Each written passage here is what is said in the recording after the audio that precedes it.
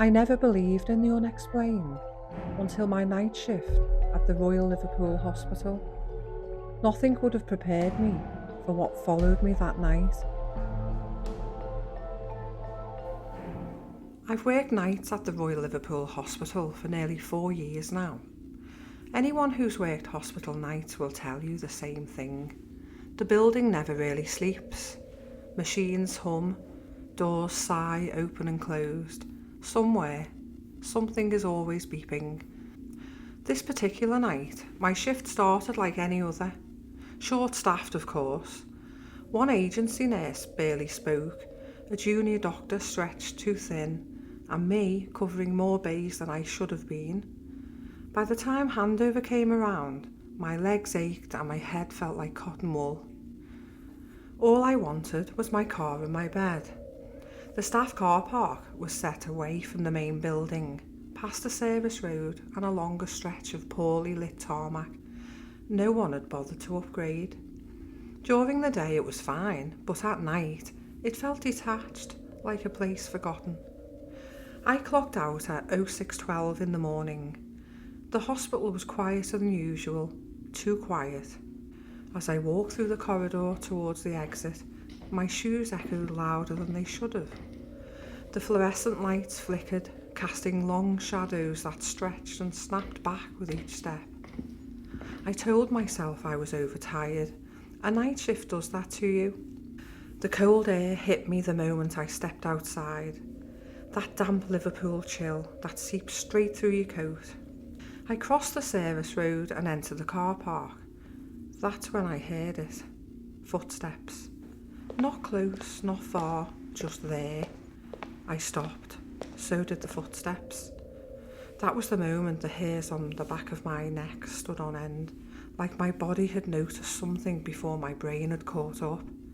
I turned slowly and looked around. There was nothing there. Rows of cars, pools of orange light, the wind nudging a crisp packet along the ground.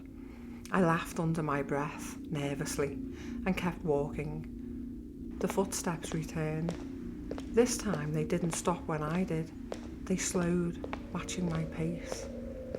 Every instinct screamed at me not to look back again, but I did anyway. Still nothing. I could hear my own breathing now, and my heartbeat thumping in my ears. I fumbled my keys out of my pocket, metal clinking far too loudly in the stillness. Halfway across the car park, the footsteps changed. They were closer. I could tell by the sound, the way the shoes scuffed against the concrete, the soft crunch of gravel near the edges. Whoever it was wasn't trying to hide anymore. "Hello?" I called, hating how small my voice sounded. No answer.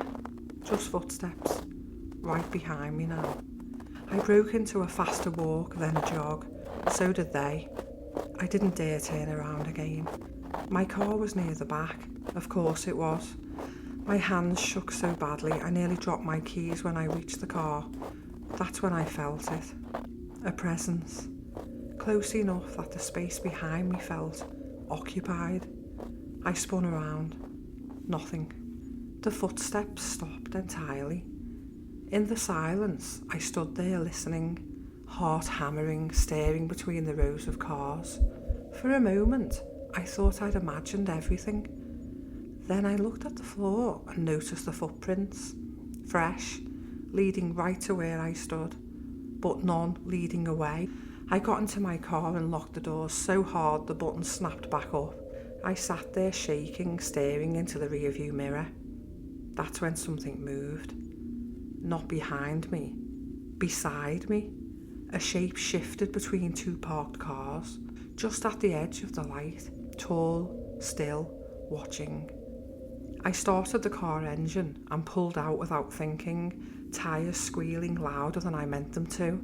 I didn't stop until I was halfway home. I didn't tell anybody at work what had happened. What would I tell? That I heard footsteps in a car park, that I panicked. But at work a week later, during another night shift, one of the porters mentioned something casually as we waited for the lift. "Did you hear about that nurse?" he asked. My stomach dropped. "Years ago," he said, Somebody followed her to the car park. CCTV never caught anyone else.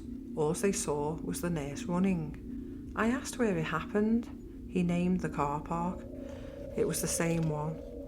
I stopped parking there alone after that. I started asking colleagues to walk with me. I kept my head down. I listened for footsteps everywhere. Months passed. Then during a quiet night shift whilst at the nurse's station, I heard it again. Footsteps. Behind me. Slow. I froze. There was no one else scheduled on the ward. No patients were mobile enough to walk, and no staff behind me. I turned. Nothing. But the sound didn't stop. The footsteps moved past me, down the corridor, heading towards the exit. That's when I understood. The footsteps were never following me. They were always walking ahead.